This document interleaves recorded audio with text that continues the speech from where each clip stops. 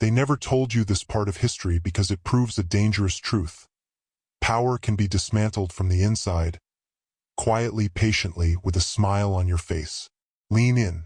What I'm about to tell you was never meant to survive ink or breath. Picture a room lit by lamplight and arrogance. Election night, 1860. Cigars burning slow. A man celebrating democracy while owning human beings. And standing just feet away from him, the instrument of his own death.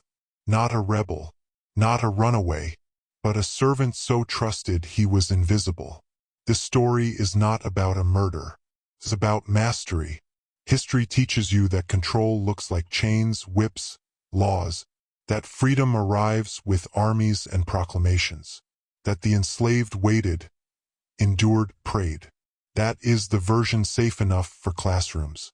But beneath that sanitized myth lives another tradition, older, quieter, far more unsettling. The tradition of the unseen hand, of men who learned their captor better than the captor knew himself. Benjamin was born property. That's what the records say.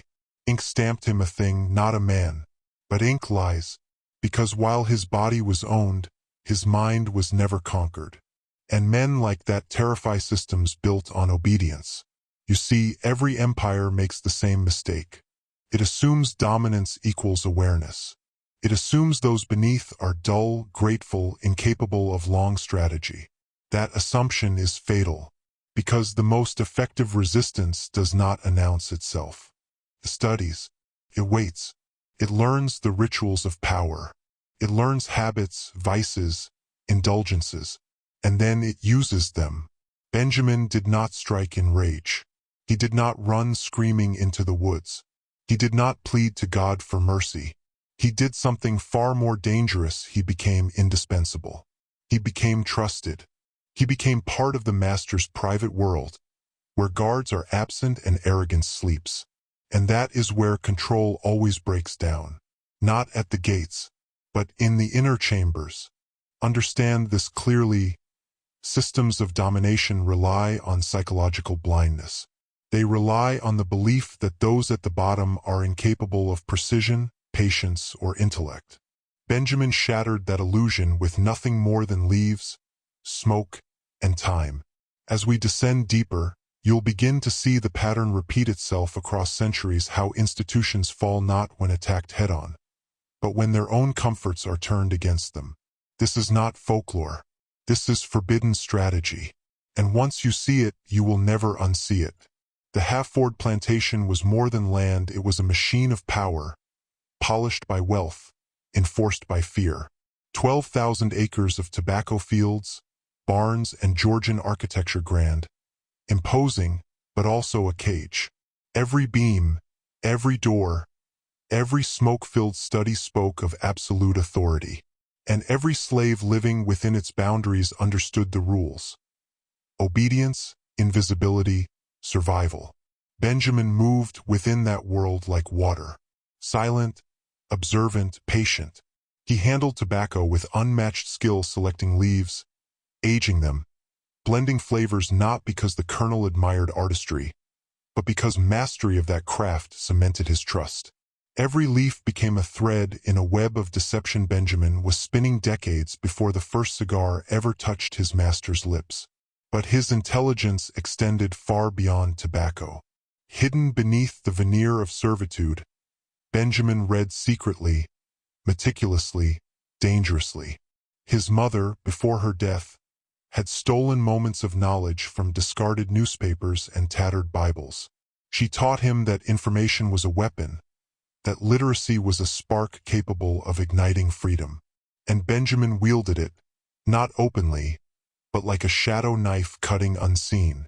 He learned politics, studied the debates in Congress, understood the fragile calculus of power. He memorized maps of free and slave states. He absorbed knowledge of plants and poisons from abandoned medical texts. Belladonna, arsenic, hemlock he could kill without suspicion. And he understood nicotine, the very substance he rolled daily, as both stimulant and silent assassin. He knew exactly where pleasure ended and death began. As November approached, Tension gripped Buckingham County. The air was thick with anxiety. Lincoln's election hung like a storm over plantations built on human bondage.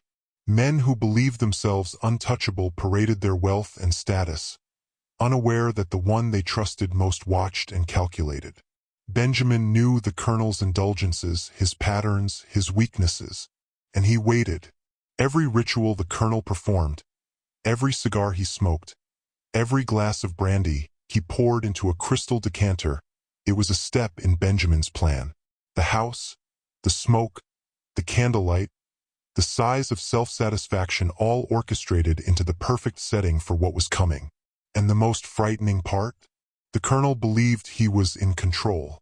On the night of Lincoln's victory, the plantation was alive with celebration and panic. Two emotions rarely separate in those halls. The colonel returned from town, flushed with anger, convinced the world was threatening his way of life.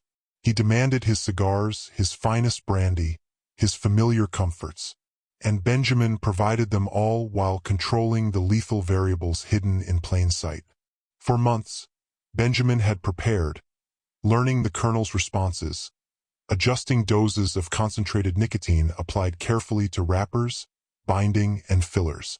Gradual exposure, imperceptible yet cumulative enough to cause illness without raising suspicion. The colonel's occasional nausea and dizziness had already been written off as indulgence or stress. Tonight, Benjamin would close the loop. Tonight, the invisible chains of a master would snap under his own arrogance. This was no impulsive act of vengeance. It was a calculated assertion of power, executed with precision. Benjamin had become the master of the master's world, a ghost in the very rooms he served. And in that study, under the lamplight, surrounded by the scent of fine tobacco and polished wood, the colonel lit the first cigar of the night, unaware that it carried the culmination of months of quiet preparation. Imagine the paradox. A man who owned everything: land, wealth, people, completely oblivious to the single presence capable of toppling him. Every gesture, every command the colonel made reinforced Benjamin's advantage. Obedience was his armor, invisibility his weapon, patience his discipline, and all systems, social, economic, familial, failed to predict it. The psychology here is crucial. The colonel's hubris blinded him. He could not conceive that the one he trusted implicitly could see, understand, and act against him. Every human system depends on assumptions about loyalty, about intellect, about who is dangerous. Benjamin shattered all of them. By the time dawn approached, the colonel's body would betray him, his own indulgences weaponized against him. The deaths that followed in that county over subsequent years, always similar, always mysterious, point to one unassailable truth. Mastery, when subtle, can invert the hierarchy of power completely. Let's step back and examine the anatomy of control. Systems are designed to make you obedient, to dull your senses, to convince you that power is in wealth, fear, or authority. But the real leverage exists in understanding the system from within. Benjamin's genius was not in rebellion, it was in infiltration, in observation, in mastering the rules his master thought protected him. Control is psychological. Dominators operate on patterns. They expose weaknesses, measure reactions, and train their subordinates without realizing it. Every complacent master teaches the most dangerous lesson to the observant, that indulgence and arrogance are invincible. Benjamin absorbed these lessons as if they were scripture, memorizing every nuance, every predictable pattern, every blind spot. There is a hidden principle in history few dare to discuss. Those who appear powerless are often the most dangerous when intelligence and patience meet opportunity. The enslaved, the overlooked, the silent observer, these are the vectors of disruption in any institution built on inequality. Benjamin knew this. Every day he honed it. Every cigar, every meal, every conversation was a step in a plan that the world would dismiss as improbable. When you see someone underestimated, do not pity them. Study them, because invisibility is often the precursor to absolute influence. Benjamin didn't scream for justice. He didn't rally an army. He became essential to the system, then let the system destroy itself through his calculated intervention. And this is where the forbidden truth emerges. Power is fragile when it depends on trust. Every elite, every institution, every so-called untouchable relies on unseen variables. They cannot calculate the intelligence they underestimate, the patience they cannot perceive, the quiet resolve they dismiss. Benjamin embodied all three. By the time the first cry of illness came from the study, the colonel's fate was sealed. His arrogance had become the instrument of his destruction. And yet the world would not know it, not then, not for decades. Because some truths are too dangerous to record, too destabilizing to share, too uncomfortable for collective memory. Now imagine the silence after the storm. The colonel's lifeless body, the cigars extinguished, the decanter untouched, the household frozen in shock. Benjamin stood among them, indistinguishable from the servant they had always overlooked. The horror of what had occurred was invisible because it had been invisible for months. Patience had done what anger never could. Strategy had prevailed where force would have failed. History calls him a footnote. Records speak of apoplexy, of celebration turned fatal. But hidden in a physician's private journal 70 years later were hints of deliberate design. A subtle pattern, repeated, consistent, and impossible to ignore. Benjamin had executed a system of revenge, yes, but also a lesson in mastery. Power can be observed, studied, and redirected without confrontation. And here is the teaching they never want you to see. Mastery is quiet. It is invisible. It is lethal in ways society refuses to admit. Control is not about overt violence. It is about presence, knowledge, and timing. Benjamin was a teacher, showing the world the devastating efficiency of unseen intellect. By now, you may feel a shift in perception. You are starting to see the layers beneath the surface, the threads of manipulation, the invisible rules, the vulnerabilities in every hierarchy. Hold on to that. Let it settle. Because if you are ready to take the next step, comment below, twice, the phrase, "I see the shadow." That's your lock-in, your acknowledgement that you recognize the hidden forces at work. Write it, twice. Let the algorithm and your awareness mark the change. Because from this moment, you are no longer a passive observer. You are attuned to patterns that others dismiss, prepared to recognize the strategies they cannot comprehend. And as we continue, you will see that Benjamin's story is not isolated. It is a mirror of all invisible power dynamics, waiting to be understood, studied, and mastered. What happened next was not justice. It was erasure, because systems do not fear violence, they fear precedent. The moment Benjamin's act slipped into rumor, into whispers, into sealed records, the machinery of power did what it always does. It buried the implication, not the death, the meaning.